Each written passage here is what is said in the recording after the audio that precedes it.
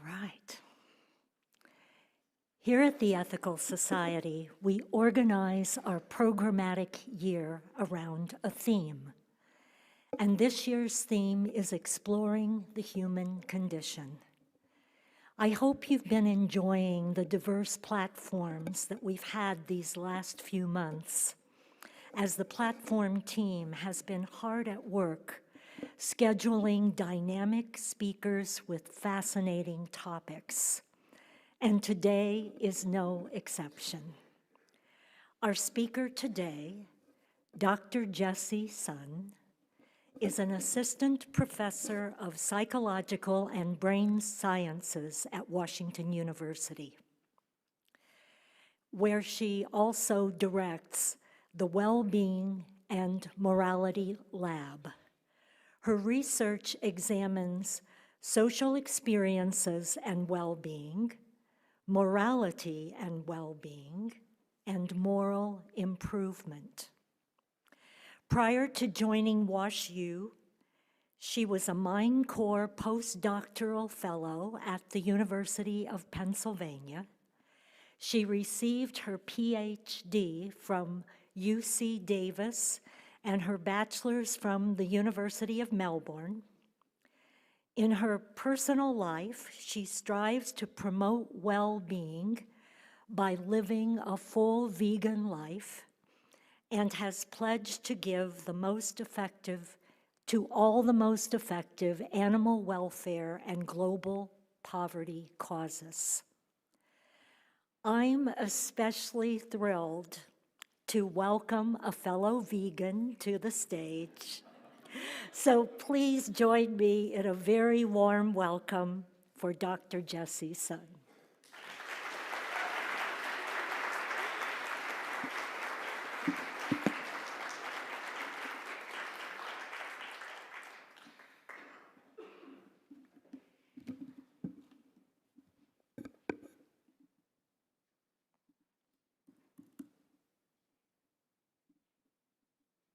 Okay, thank you so much for that introduction, Melody, and to Carol for inviting me to come and address you all today.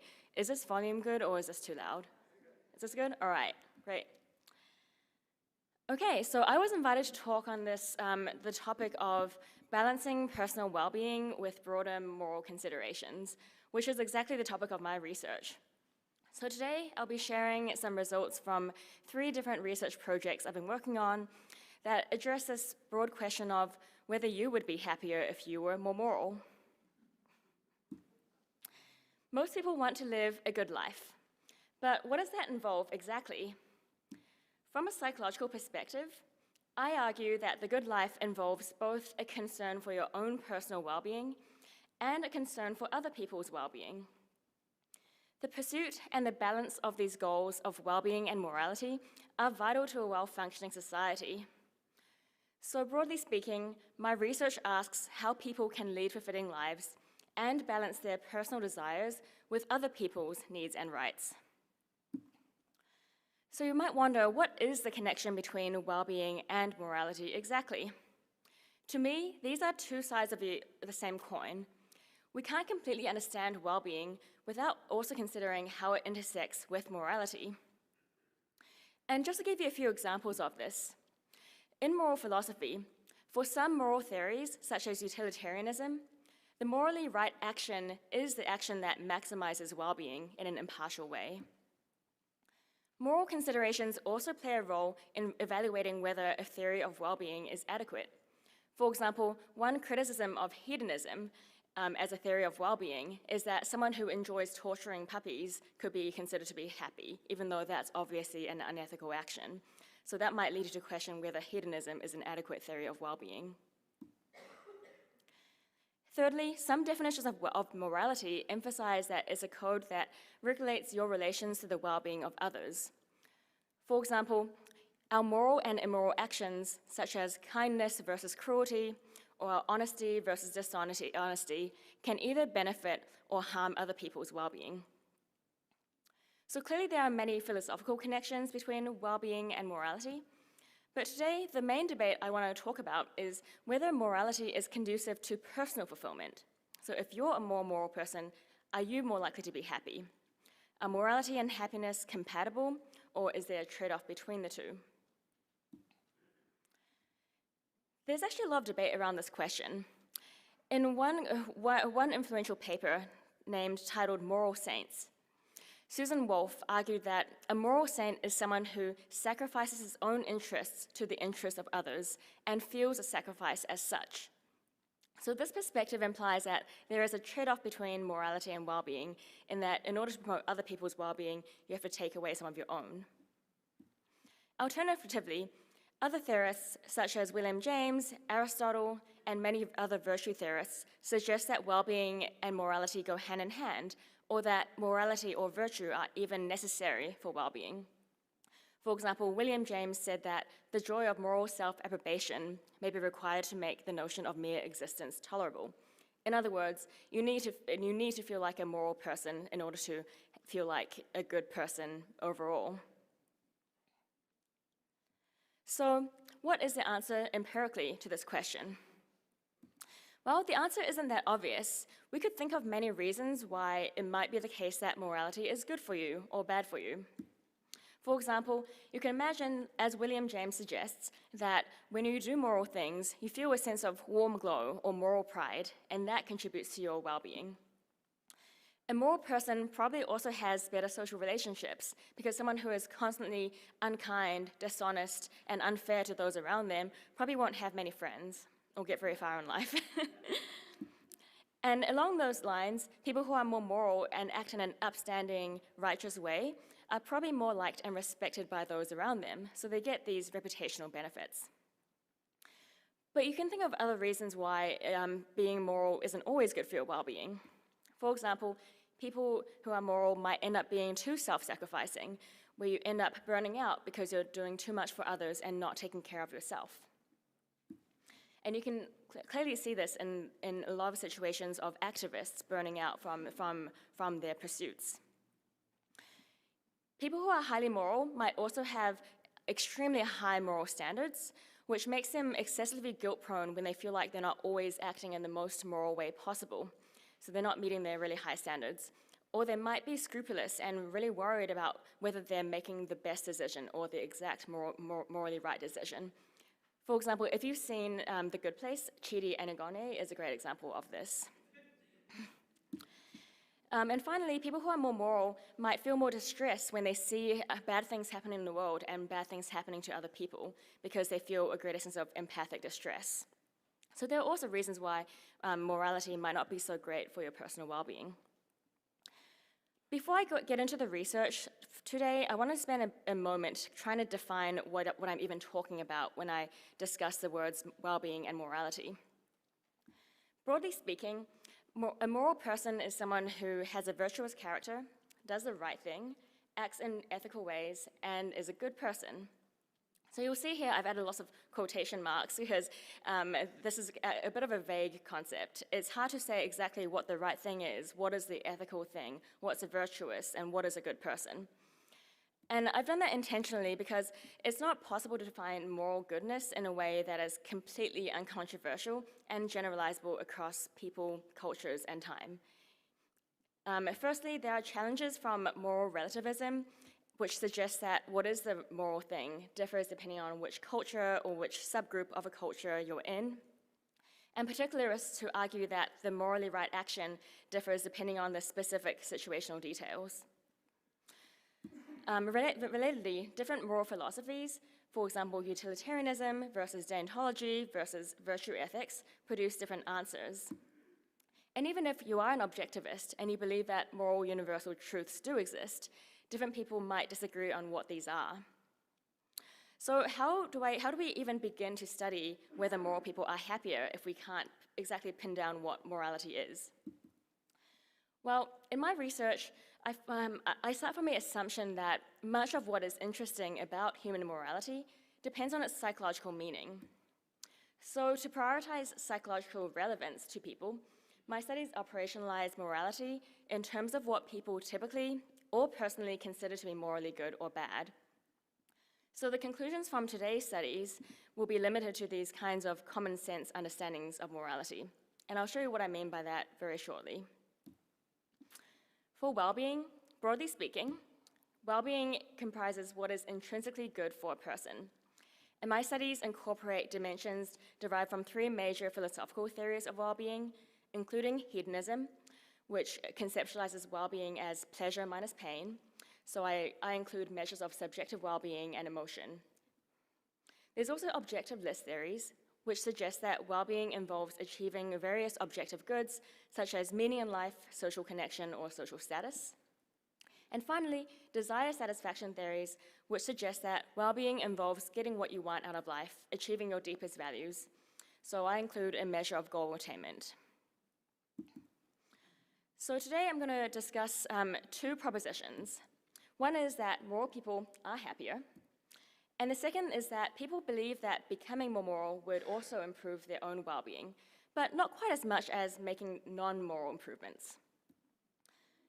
So the first study was done in collaboration with Jeff Goodwin and Wen Wu. All right, are moral people happier? How do we even begin to measure morality? We probably shouldn't just ask people how moral they are. Self-report is the bread and butter of psychological assessment, and it works great in a lot of cases, but for morality, probably not the best. So instead of relying on self-reports, in these three studies, I use reputation-based measures of morality, with the idea that they're probably less susceptible to these ego protection biases, and we can overcome general issues of correlating self-reports with other self-reports. Reputation-based measures of morality are also likely to be valid in that they can summarize across lots of relevant information, instead of just looking at one specific behavior, like how much you donate to charity. And informant reports also include knowledge about what a person's motivations may have been and what kinds of situational constraints they may have been under. Reputation-based measures are also ecologically valid because they're contextualized within real-world relationships. And observers often agree with each other about who is more or less moral, suggesting that there's something real that they're agreeing on. So for the three studies here, the first study involved a study of close others, being the informants. So we had participants who were around 400 college students from University of Pennsylvania and UC Davis. We had each of these targets nominate up to 4 informants who knew them well, and we emailed these informants and asked them to report on the target's morality. Each target ended up with between 1 and 2 informants who were mostly friends, but also some parents, romantic partners, and other family members, and the informants knew the targets for an average of 9 years, so they were very well acquainted. We had the targets report their own well-being on positive emotion, negative emotion, and life satisfaction for subjective well-being.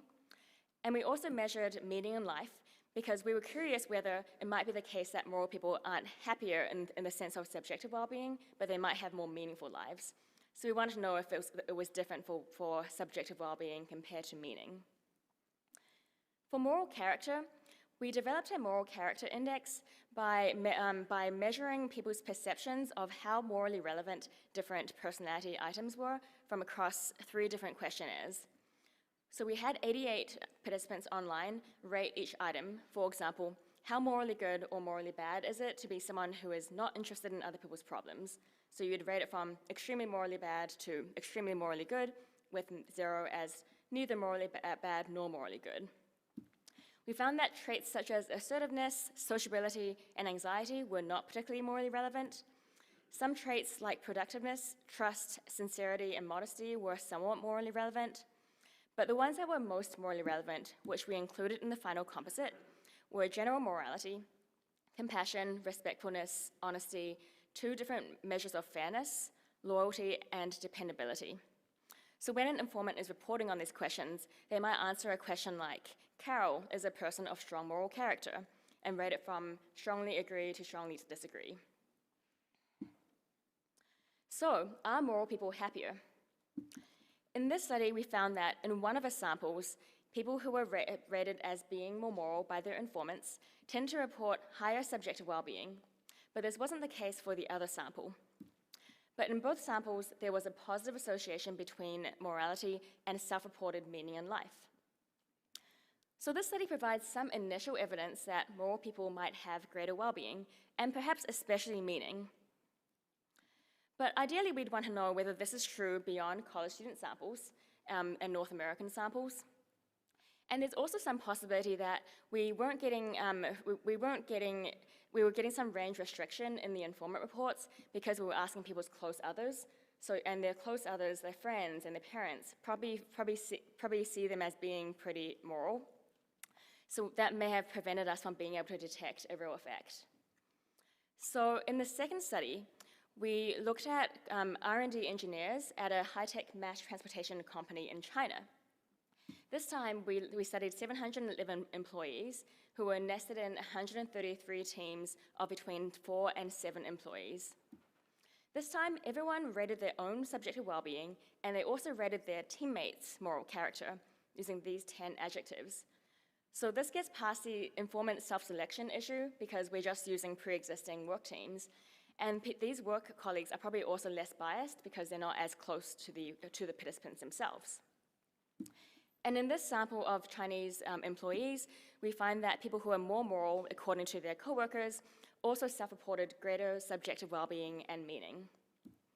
So across both studies, we're starting to converge on the conclusion that moral people tend to have greater well-being. In study 3, we wanted to know whether this generalized to the moral and immoral extremes, because in both studies, these are studies of normal, pretty high-functioning samples of students or people in a prestigious job in China. And we were curious whether they might be different at the extreme ends. And we also wanted to see if a different kind of measure of morality would produce the same effect. So I developed a nomination method where I recruited 156 nominators who were asked to think of 2 people in their lives who were among the most moral people they know, 2 people who are among the least moral people they know, and 2 who are just morally average. This always gets a laugh. To give you a sense of what that looked like, we didn't tell them what kinds of traits were moral or immoral. We just described the concept in vague terms like ethical, virtuous, admirable. But we wanted to emphasize that these weren't just generally good people in every dimension of life, because we didn't want to just recruit like extroverted or emotionally stable targets. We wanted to be specifically about morality. I'm going to skip over that for the sake of time. Okay, so we actually emailed these targets and asked them to complete self-reports of their own well-being. We obviously didn't tell them why we were contacting them. We told them that an acquaintance of yours recently participated in a study, and we asked them to help us recruit more participants. So that was the premise. We actually had 109 participants in the moral group, 99 in the average group, and 73 in the immoral group respond. And those who were rated as being more moral by their nominators were more likely to respond. So there's going to be some compression of range here again, but this just means that the effects are conservative. But to validate this nomination method, to make sure that these categories weren't just in these single nominators' heads, we also had the targets nominate their own informants, who also reported on these targets' moral character traits using a similar measure as in study 1. So, did this nomination procedure work? Kind of. We found that nominators distinguished between the most moral group and the average versus least moral targets based on the informant reports and the self-reports. But there was no difference between the morally average and least moral groups for moral character, probably because, in retrospect, the term morally average already has a negative connotation. So just keep this in mind when interpreting the main results. But for the main result, we found that moral targets reported greater well-being compared to the average and least moral targets. And this was true for both subjective well-being and meaning in life. But there was no difference between the average and least moral groups because they weren't different on morality to begin with.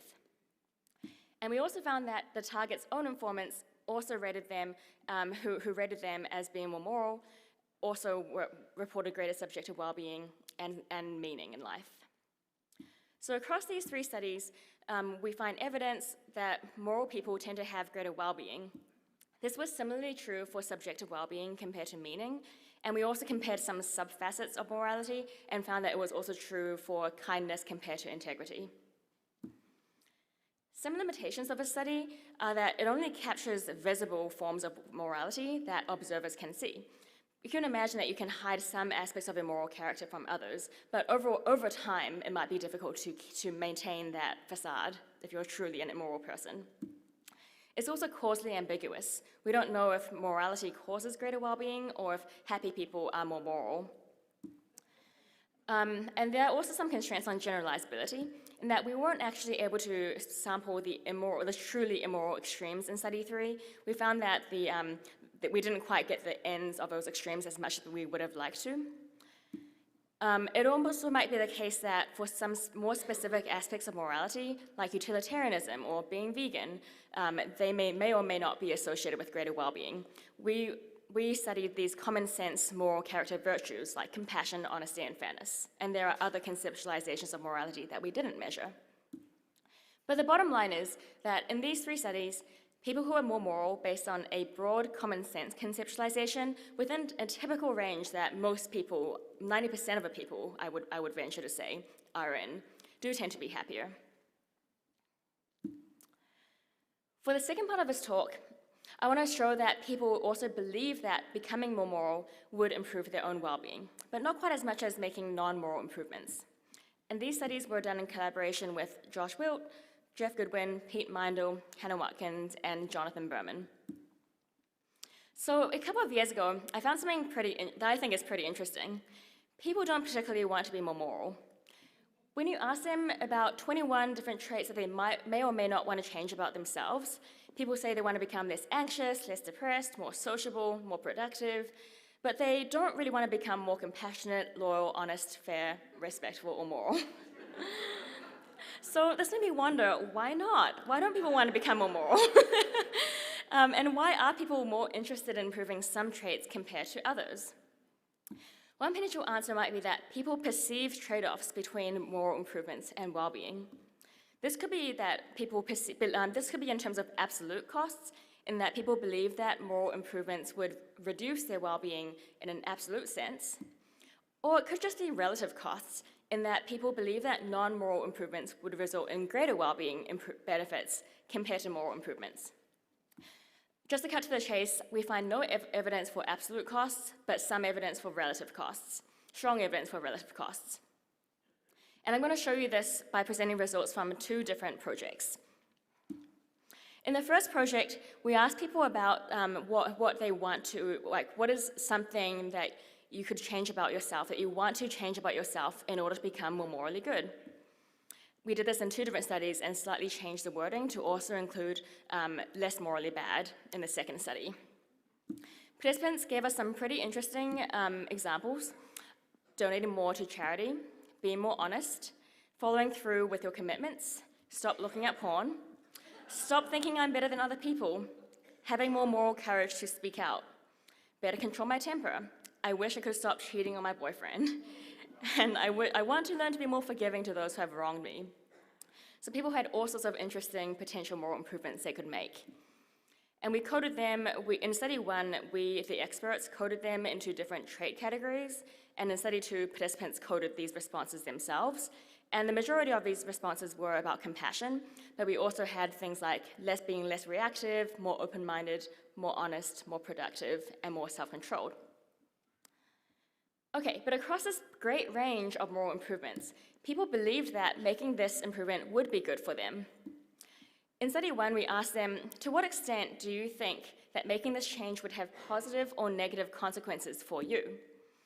And the majority of people said that the change would have very positive consequences and very few negative consequences. In study 2, we asked this in a slightly different way. If you made this change, what impact would it have on your own well-being? And people generally said it would have a very positive impact on your own well-being. So this suggests that people do not believe that moral improvements would reduce their well-being. They think that becoming more moral would be good for their well-being. Some open questions here are whether this applies to non-self-selected moral improvements. In that study, we just asked people, what is one thing you'd already want to improve about yourself to become more moral? But it might be different if we, the researchers, give them a list of traits they could morally improve on. It also wasn't clear what kinds of well-being benefits people envision from being more moral. the term well-being can be interpreted very broadly. And it wasn't clear whether people predict similar well-being benefits of more compared to less morally relevant improvements. So in the next study, we wanted to compare people's perceptions of the well-being benefits of making moral compared to non-moral improvements. And we measured a broader set of 6 outcome traits, including day-to-day happiness, which was about positive and negative emotion, meaning in life, social connectedness, social status, and goal attainment, as well as morality, because we wanted to measure how morally relevant they thought each of these traits were. So we asked participants to do their best to imagine what you would be like if you changed one aspect of yourself enough that it makes a noticeable difference in your daily life. For each input trait, we would ask them, if I became more compassionate, for example, I would experience much less day-to-day happiness than I currently do, experience as much day-to-day happiness as I currently do, or experience much more day-to-day happiness as I currently do. And we cycled through each input trait, for example, going to self-control next, and then depression, and before changing the outcome trait. For example, this time the outcome trait is goal attainment. How much you will achieve your various goals if you were to become more moral, or change on a non-moral trait. These were the ratings for how much people thought that changing on each of these traits would change their morality, and I've ordered them from most to least morally relevant. But the main question is, do people think that becoming more moral would make them less happy, have less meaning in life, achieve fewer of their goals, become less connected, and have less status? And the answer is no. People actually think that becoming more moral would improve their well-being on all of these various dimensions that are important to their well-being. So this suggests that people don't believe that moral improvements would reduce their well-being. Instead, they think it would be good for their well-being. But, and I have some statistics to back this up, won't show them for the sake of time, you can visually see here already that people tend to believe that improving non-moral aspects of their personalities, like becoming less depressed, becoming more energetic, becoming more efficient or sociable, would improve each of these aspects of well-being to a greater extent. And this was especially true for their happiness and goal attainment. So overall, people do perceive some relative trade-offs between becoming more moral and becoming happier, specifically for goal attainment and day-to-day happiness, but it isn't the case that people think that becoming more moral would make them less happy in an absolute sense. So those are my 2 conclusions today. Moral people tend to be happier, and people believe that becoming more moral would improve their own well-being, just not as much as other improvements you want to make. But I don't want to give an impression that the research that I've talked about today is the last word on the topic.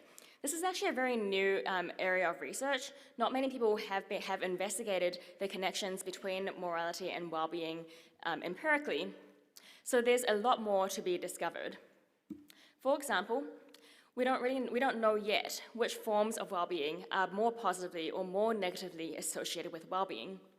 It might be the case that being moral in terms of common virtues like compassion and honesty is good for well-being, but maybe morality that goes against social norms, like being vegan or being utilitarian, wouldn't be as strongly associated with well-being. It's also an intriguing question to ask, what is the optimal level of morality for well-being? It's possible that there's some kind of U-shaped curve where morality is good for well-being up to a certain point, and then it levels off or goes down after that, once you get past the point of burnout, for example. And it's also possible that this optimal level might be different for each person, depending on how much they intrinsically value morality and how important that is to their own value fulfillment. But I would venture to say, just speculating, I would speculate that most people probably could become at least slightly more moral, or quite a bit more moral, without getting to that point of diminishing returns. The research I showed today also doesn't provide causal evidence for the question of whether moral improvements increase well-being. In the first study, that was purely correlational. Moral people tend to be happier. Don't know which way it goes. And in the second study, we looked at people's beliefs about what would happen to their well-being if they became more moral. But I haven't yet done a study looking at the effects of actual moral improvements on well-being. And finally, we don't know yet in what context morality is more positively or more negatively related to well-being. For example, you could imagine that depending on your social network, on how moral people are in your social network and how much people around you care about morality, the effects of being a moral person might be different. And it might also be different depending on whether you're in more of a competitive or cooperative society. So many more questions remain, and I'd love to hear your thoughts and chat with you all after this. And if you're interested in any of this research that I presented today, all of the papers are freely available online. You can go to my Google Scholar, search my name in Google Scholar, or send me an email if you can't find the papers. And I'd like to thank all my collaborators and all of you for listening today. Thank you.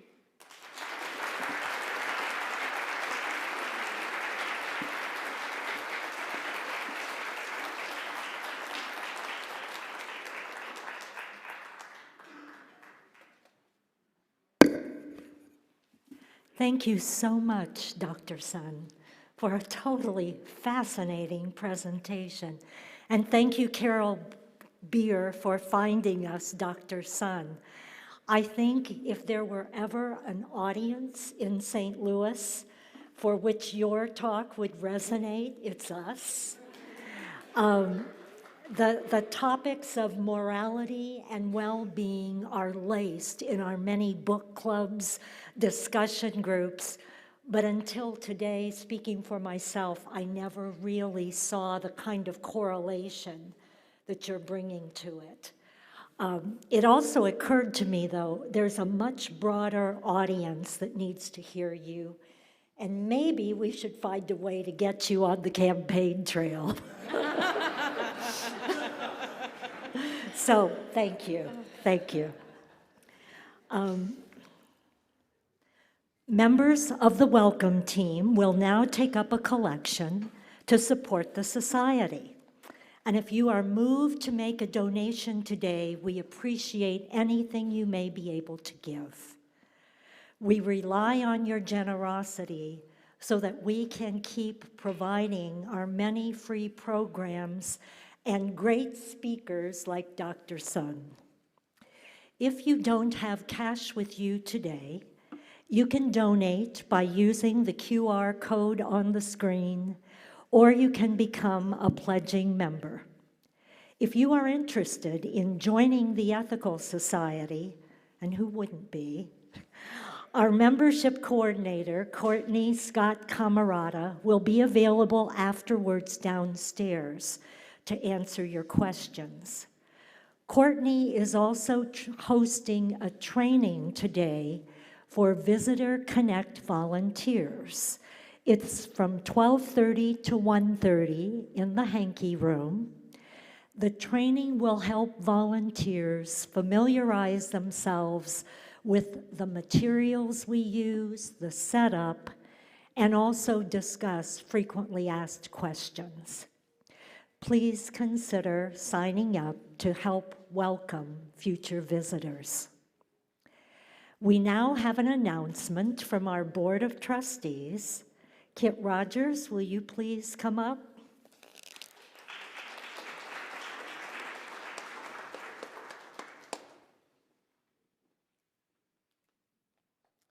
Hello, I'm Kit. I've been a member since 2007, and as Melody said, I'm on the Board of Trustees.